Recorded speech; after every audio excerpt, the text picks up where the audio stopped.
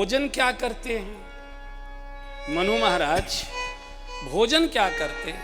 करही आहार शाक फल कंदा, करही आहार शाक फल कंदा, करही आहार शाक फल कंदा, करही आहार शाक फल कंदा, सुमिरहि ब्रह्म सच्चिदानंदा, सुमिरहि ब्रह्म सच्चिदानंदा। मनु महाराज कहते हैं भजन करने वाले को भोजन कैसा करना है? करहि आहार। एक होता है आहार, एक होता है आहारा। हम लोग न आहार करते हैं न आहारा करते, हम करते हैं भोजन।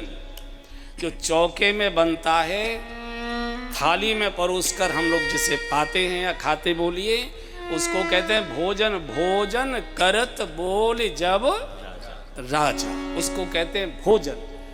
जो ठाकुर जी को भोग लगाया जाता है, वो जो थाल आता है उसको कहते हैं प्रसाद।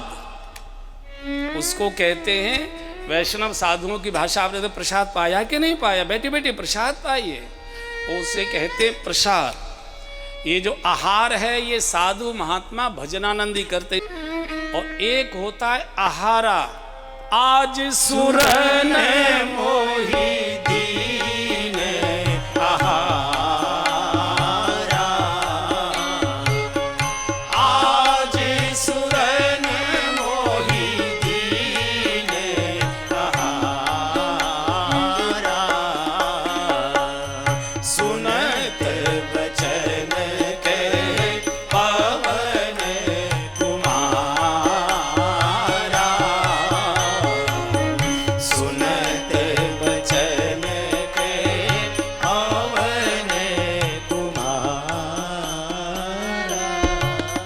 एक होता है आहारा, जिसे राक्षस लोग करते हैं। आप में से कोई उसको करता ही नहीं है, तो इसलिए उस पर मैं समय नहीं लगाता हूं, उसकी कोई चर्चा करने की आवश्यकता। करें आहार शाक फल कम, इस पर तो रह नहीं पाओगे।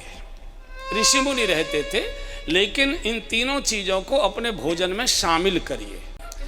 तो भजन करने वाले को अपने भोजन में शाक फल और कंद। शाक खाने से पेट शुद्ध होता है। जब पेट साफ नहीं होता तो भजन में जवाई आती है, नींद आती है, आलस आता है। करें आहार शाक फल खाने से बुद्धि शुद्ध होती है, इसलिए फलाहार कहते हैं। कंद खाने से मन शुद्ध होता है, मन बिगड़ता है तो चीज़ें बिगड़ जाया करती हैं। शाक कहते हैं पत्ते वाली सब्जियां, बथुआ है, पालक है, चना है, चौलाई है। ये जो पत्ते वाली सब्जियां हैं, अपने भोजन में को बढ़ाइए तो आपका पेट साफ होगा। कहेंगे क्लियर नहीं हुआ, आज मुंह सिर बहुत भारी हो रहा है, जवाई बहुत आ रहे। इसको और हर मौसम में मिलते हैं, हर मौसम में मिलते हैं। शाक फल, फल तो हर समय आप कुछ भी खाइए, और फल खाइए मौसम के।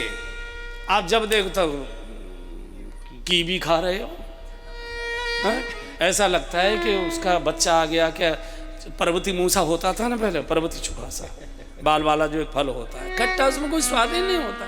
तो जो मौसम का फल है उसको खाइए। और कंद शामिल करिए जो जमीन में से खोद कर निकलते हैं। आलू है, शकरकंद है, मूली है, गाजर है, चुकंदर है।